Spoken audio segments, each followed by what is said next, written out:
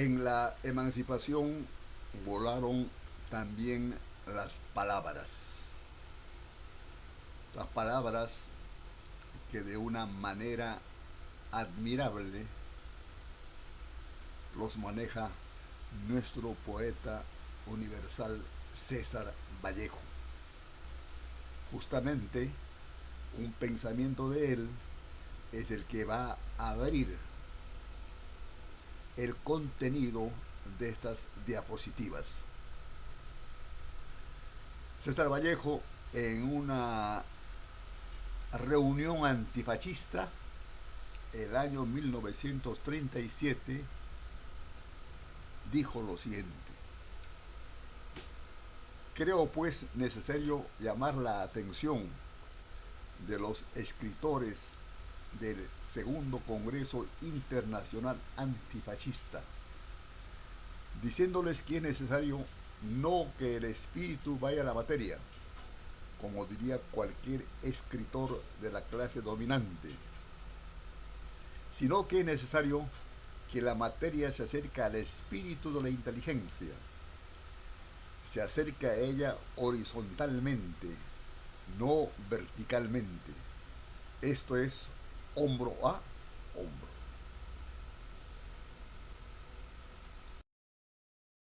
Esas palabras fueron corroborados años después por don Aurelio Miró Quesada Sosa en un libro publicado por la Biblioteca Nacional del Perú que se llama La poesía en la emancipación. Dice lo siguiente: en épocas tan cargadas de contenido y que modifican y marcan tan radicalmente la vida espiritual y material de colectividades e individuos, la literatura no se limita a lo que se puede llamar las buenas letras, sino se manifiesta también en otras formas y algunas veces más significativas. Esto, vinculado a lo que dice César Vallejo, expresa justamente lo que ocurría durante la emancipación. Y eso que ocurría durante la emancipación con palabras de buena poesía, de buena escritura, o con palabras que no son de buenas letras, expresaban lo que se estaba viviendo en la emancipación. Y eso que se estaba viviendo en la emancipación se traslada a una serie de modos de decirlo, formas de decirlo. Y estas formas de decirlo son los que nosotros tenemos que tener en cuenta para saber exactamente de qué manera influyeron estas letras durante la independencia.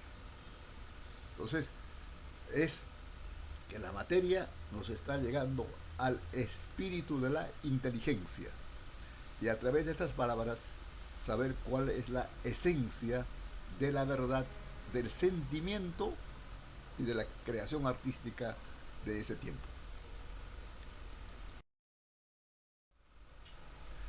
Habían muchas formas de expresarse, pero lógicamente, pues estas expresiones al principio fueron expresiones muy peligrosas para la clase dominante, es decir, para la corte de Lima, para el virreinato, porque estas expresiones significaban ya actos de rebeldía. Por ejemplo, un pasquín, la fotografía de un pasquín, con letra legible, y que dice lo siguiente: sin comida y sin razón, los que cabildan nos niegan a la voz, malventurados caminan por los dos, abarricado permanezco, disque por un tal galpón. Este es un pasquín y esos pasquines ya comenzaban a circular desde los primeros momentos en que se escucharon voces de independencia y desde los primeros instantes en que se sintieron los pasos del ejército libertador tanto del sur como del norte. Este pasquín se pegaba en la pared, circulaba entre los patriotas, era llevado por canillitas patriotas, es decir, su camino era un camino casi a ocultas, pero sin embargo estaba llevando un mensaje. Y este mensaje principalmente de aquellos que sentían que podían ser liberados. ¿Quiénes? Los negros y los indios, además de los criollos. Entonces, pues, el pasquín era un mensaje clandestino, pero de gran importancia, porque era el mensaje que iba tocando la inteligencia y el sentimiento de los patriotas. Otras expresiones de literatura de ese instante fueron los periódicos. Los periódicos que también al principio fueron clandestinos, pero que luego con los triunfos, con las victorias del ejército patriota, se fueron oficializando. Aquí tenemos, por ejemplo, El Sol, ya del viernes 3 de julio del año 1818. Ahí se habla sobre la libertad de imprenta y dice: este periódico consagrado enteramente a la felicidad de Chile. Y Chile ya estaba viviendo su felicidad porque ya había sido independizado. Al lado derecho hay un diario de Lima que comienza a circular cuando ya San Martín había independizado Chile y se estaba preparando la expedición libertadora. Abajo, la Gaceta de Lima, ya cuando San Martín llega a Lima y se convierte en un medio oficial para informar sobre la marcha del ejército libertador y las principales disposiciones del protector.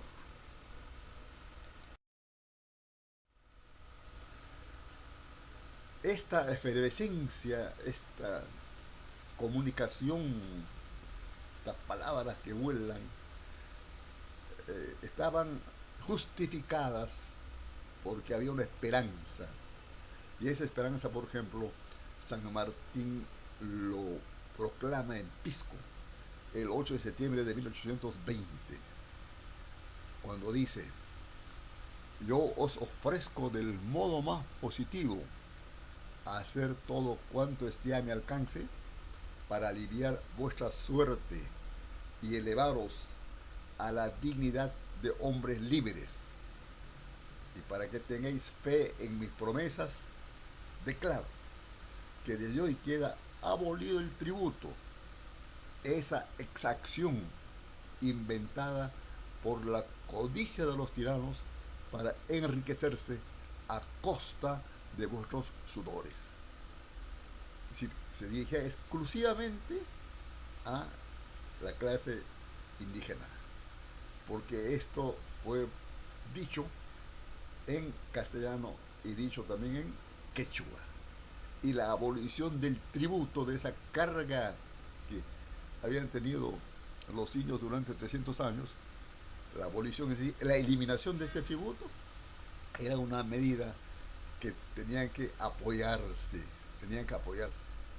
Entonces, el primer apoyo que San Martín pide es justamente el de los indios. Ya el de los negros lo tenía desde la provincia de Cuyo. Negros libertos que estaban en el ejército libertador, negros que también se unieron en Chile y durante el trayecto también al Perú.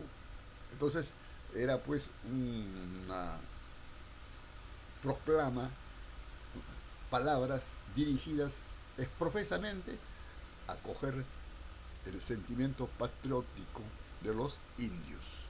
Con esa promesa, evidentemente, el apoyo comenzó a realizarse.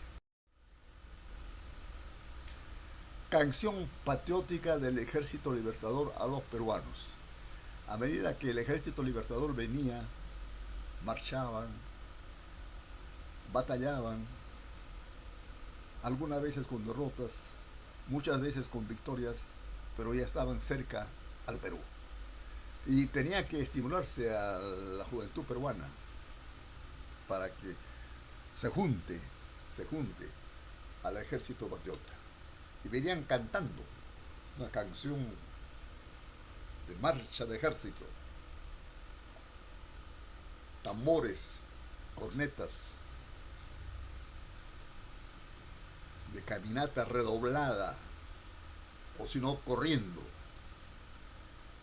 Y la canción decía: Buenos Aires y Chile lograron de su seno al tirano expeler, con la sangre que heroicos supieron de la patria en las aras verter. Bogotá y Venezuela han pisado la cerviz del injusto opresor, y el Perú las cadenas arrastra. Oh, qué infamia, qué oprobio y baldón. A la guerra, peruanos. Viva, vive el patriótico ardor, y perezca el esclavo que sigue del tirano el sangriento pendón. Esta canción era pues una canción que motivaba, era una canción de mensaje fuerte dirigido a los peruanos para que se sacudan de esa esclavitud y se unan al ejército libertador. Esta canción influye mucho en el espíritu de los jóvenes, tanto de los criollos, de los negros y de los indios, porque es una canción cantada que acompaña a un ejército victorioso. Pues como el ejército vuela y también las palabras vuelan.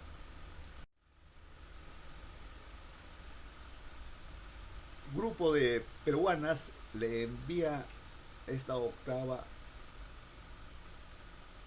por la ciudad de Lima al general San Martín. Estaba en Chile San Martín. Y se comunican. Era un grupo de patriotas, principalmente de mujeres, esposas o familiares de los criollos. Además, mujeres cultas, leídas. Entonces, una de esas octavas dice lo siguiente: Dignísimo varón esclarecido, que de la heroicidad al alto asiento subiste por un triunfo repetido, siendo de tus contrarios escarmiento. Recibe de ese pueblo agradecido testimonio de amor, en ti un portento. Admira de valor y de heroísmo, tú eres solo modelo de ti mismo. Publicado en El Sol el 25 de diciembre de 1818. Letrilla de las limeñas, otra poesía dirigida ya no a San Martín, sino a las chilenas, a las patriotas chilenas. Había pues una comunicación, y en esto tiene mucha importancia la expedición de Lord Cochrane, que vino durante 2 veces antes de San Martín, y fondeando en todos los puertos de la costa peruana, y de ahí enviando mensajes y recogiendo los mensajes y llevando a Chile. Entre estos mensajes, esta letrilla de las chilenas: Hermosas hijas de Chile, que de San Martín gozáis, tened lástima de nos, decidle que venga acá, si a varas de tanto bien, solas le queréis gozar. Mirad que somos hermanas, decidle que venga acá. Publicado en El Sol de Santiago. Hermosa letrilla que seguramente llegó al corazón de las chilenas para que las chilenas supieran que también acá en Lima se le estaba esperando a San Martín. Las palabras pues volaban. Y como volaban, se llegaban al cerebro y al corazón de esta gente. Entonces cuando ya el ejército libertador sale de Santiago, se embarca en Valparaíso, viene con ellos una poesía, la despedida de las chilenas al ejército libertador. Qué terrible contraste, oh dulce patria amada, la expedición deseada causa en el corazón. Ya es tiempo de cumplirse tu orden irrevocable. La libertad amable lidia con el amor. Amor, patria, marchad.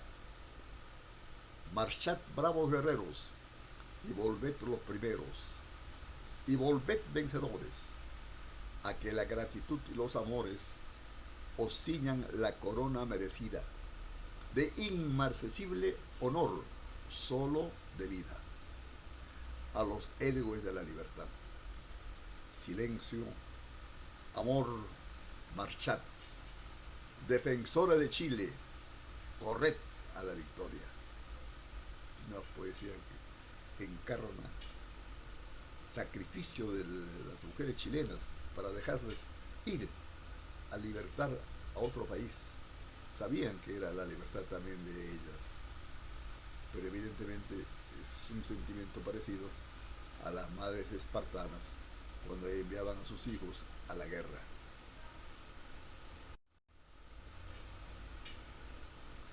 Acá ya había una efervescencia de poesías, de pasquines, de cartas, de mensajes escritos, en fin, la palabra era la que es más que más que la conversación personal, porque de eso tenían que cuidarse, más que otros medios de comunicación, la escritura es la que intervino muy positivamente en las acciones en favor de la independencia.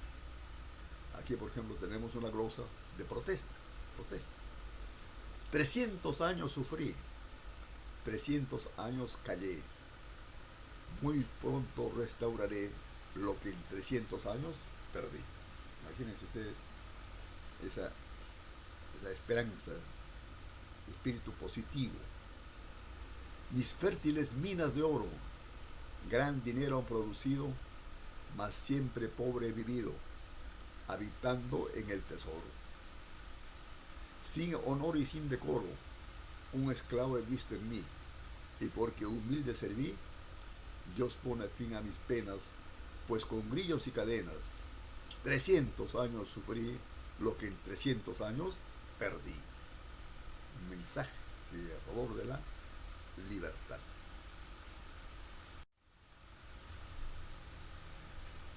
Hay dos escritores, don José de la Torre Ugarte hace la letra y don José Bernardo Alcedo hace la música de una canción. Ellos lo llaman canzoneta,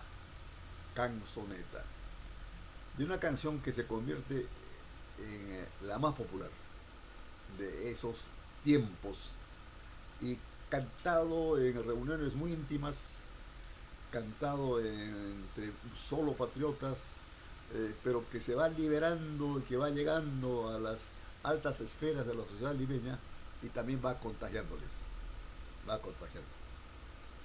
Se llama La Chicha, La Chicha. José de la Torre Ugarte y José Bernardo Alcedo van a después, el año 1825, a hacer el himno nacional de el Perú. La chicha de ese tiempo dice lo siguiente: patriotas, el mate de chicha llenad y alegres brindemos por la libertad. Cubra nuestras mesas el chupe y quesillo, el ají amarillo y el celeste ají.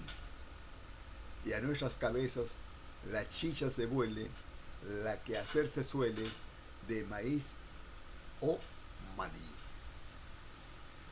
Es decir, no solamente homenaje a la historia, a la chicha, la la vida sagrada, sino homenaje a todo lo que es la gastronomía peruana y que ésta debe valerse por encima de todo. Se canta en todas partes la chicha, se convierte en canción popular. Ahí está la carátula de la chicha, canzoneta peruana, por José B. Alcedo, y la canción íntegra para un brinde de chicha. Es decir, el coro que se repite después de cada estrofa: patriotas, el mate de chicha llanat y alegres brindemos por la libertad. Ya hay un sentimiento maduro por la libertad, gracias a que esta comunicación, a que estas palabras volaban de una persona a otra persona y de una clase social a otra clase social. Aquí ustedes ven un puesto de venta de chicha, chicha de maíz y chicha de maní, generalmente hecha por negros, acompañado de una música para estimular a aquellos que iban llegando para venderles esta bebida. Una señora que está sirviendo a un jinete y el jinete está tomando a la chicha. Este es una acuarela de Pancho Fierro y que, así como las palabras vuelan, esta es una imagen que después se hace para saber cómo es que había influido esta canción en el espíritu de los peruanos.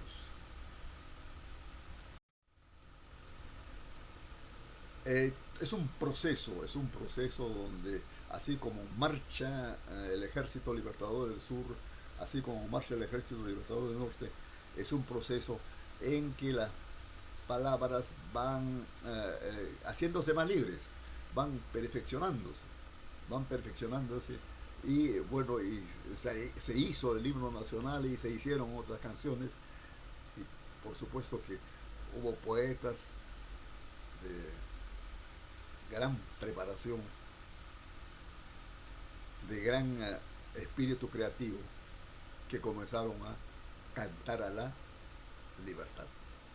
Uno de los que canta a la libertad, don José Joaquín Olmedo, poeta ecuatoriano. Su poesía de largas estrofas, se llama La Victoria de Junín, canto a Bolívar. Y las primeras estrofas dicen lo siguiente: el trueno horrendo que en fragor revienta y sordo retumbando se dilata por la inflamada esfera, al Dios anuncia que en el cielo impera. Y el rayo que en Junín rompe y ahuyenta la hispana muchedumbre que más feroz que nunca amenazaba a sangre y fuego, eterna servidumbre, y el canto de victoria que en ecos mil discurre, ensordeciendo el hondo valle y enriscada cumbre, proclaman a Bolívar en la tierra árbitro de la paz y de la guerra. Esto ya es la cumbre, la cima de ese proceso de manejo de palabras, hasta que se convierte en una poesía larguísima y que está demostrando que la victoria había llegado, que el triunfo había llegado y que la emancipación no solamente era una promesa, sino que se había hecho una realidad. Así como las tropas intervienen en el proceso de las batallas, de la guerra, así también las palabras intervienen en el proceso de la batalla de la ideología, de los sentimientos, de las ideas y del pensamiento. De tal manera que en la emancipación las palabras buenas o con letras que no son tan buenas, intervinieron de manera directa en la lucha por la independencia del Perú y de América.